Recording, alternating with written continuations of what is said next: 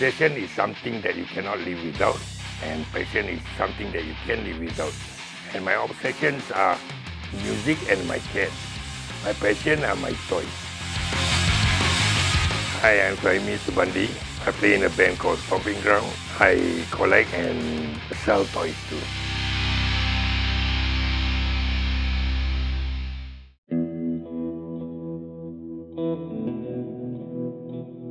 I was always a curious kid last time.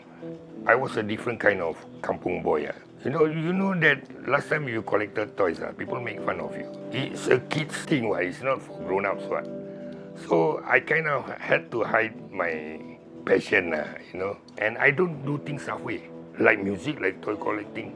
If I get into it, I will get into it until as long as I can go. Somewhere in 84, 85, I started a skateboarding group. The place where I live is not a good place to grow up. So I don't want my younger brother to get caught into all this. I make a skateboarding group just for him and the kids around his age, which was around 14 to 16. We used to buy these skate magazines, come with free cassette demos. From there, we got more into punk. And that's where I met the members of Stompin Ground.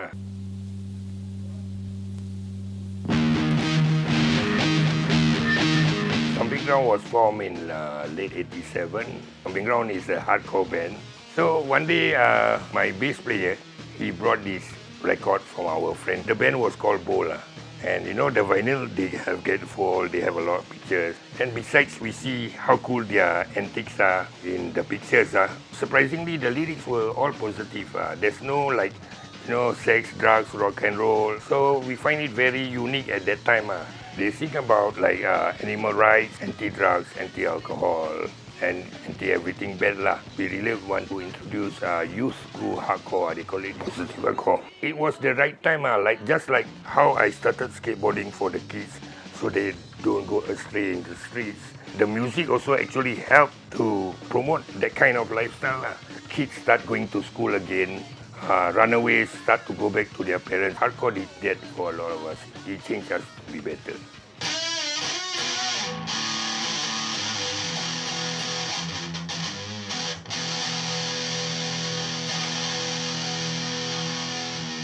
This guitar has been with me in my workhouse for all my shows since 1991-92.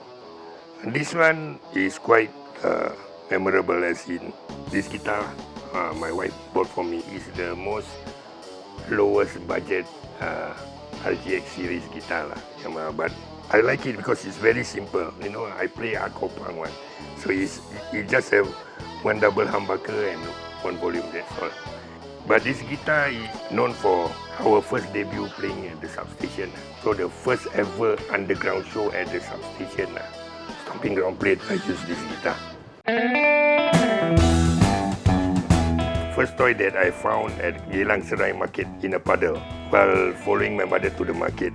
This reminds me of my childhood, times where we couldn't afford toys, So if you ask me, which is your most expensive figure or toy, I think this is the one. It's not monetary. No, it's sentimental. It's very sentimental. You offer me 10,000 right now, I won't sell. I won't sell. How I collect toys was accidental. I used to work at Metro Beach Road last time as a store boy before National Service. I was 16 in 1980. So that's where I could kind of afford something for my little brother. Every few months we had staff sale, rejected toys or damaged packaging, right? And they would sell it 50 cents, $1.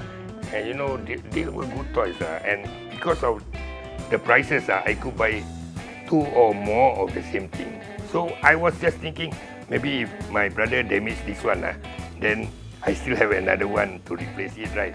Just the idea. And then I met a neighbor. He brought me a bunch of carded figures never opened before. So very valuable. And this was in 86.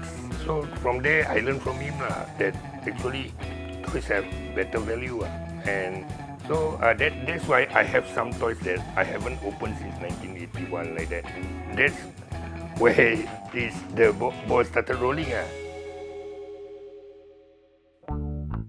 Here is my monster collection.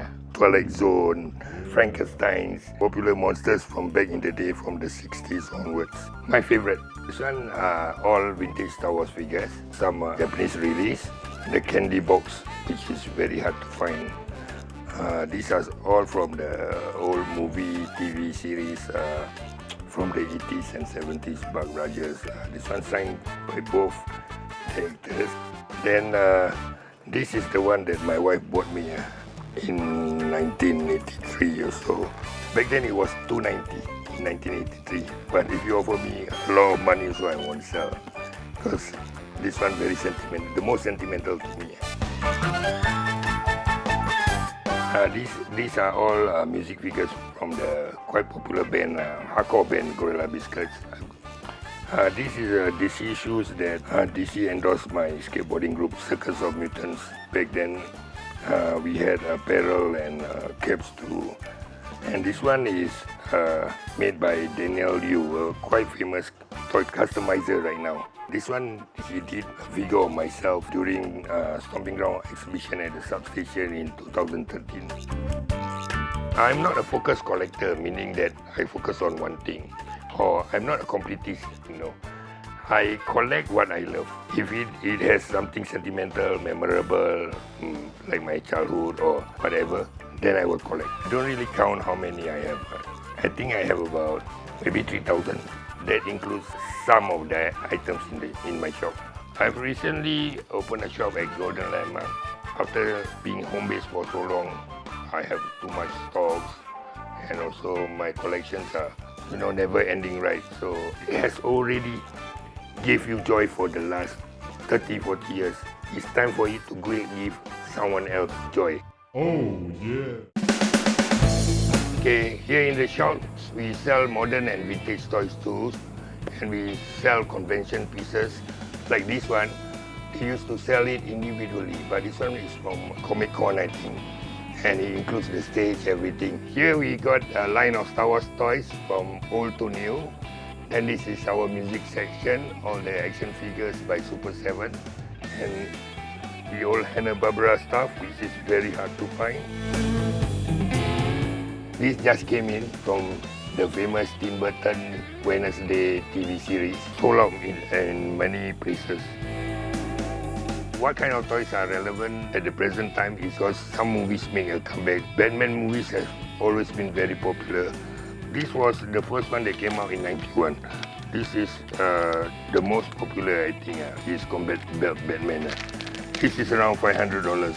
This guy is even older. This guy is from the 80s. What makes it different is on a foreign cut.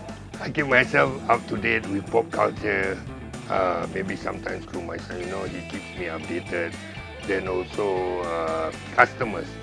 When customers come and you realize that different people asking for the same thing, then you realize this line might be popular right now. And also, of course, the internet. As much as I'm from the underground scene, but that's another side of me. The pop culture side of me is actually collecting toys. Having passion for collecting and trading toys.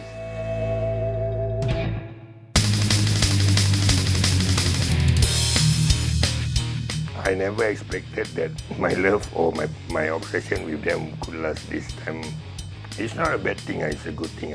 Like I say, music has helped me in many ways, through good and bad. And the toys has helped me get distracted from other things or worries or stress. Sometimes you come home from work, you see your toys, see your cats. I also never expect to open shop at 60 years old, open shop. But things happen, I guess, for a reason. And I'm not really a fussy man. No. I just go with the flow. Whatever thing I think is good for me or it makes me happy, I just continue as long as I can.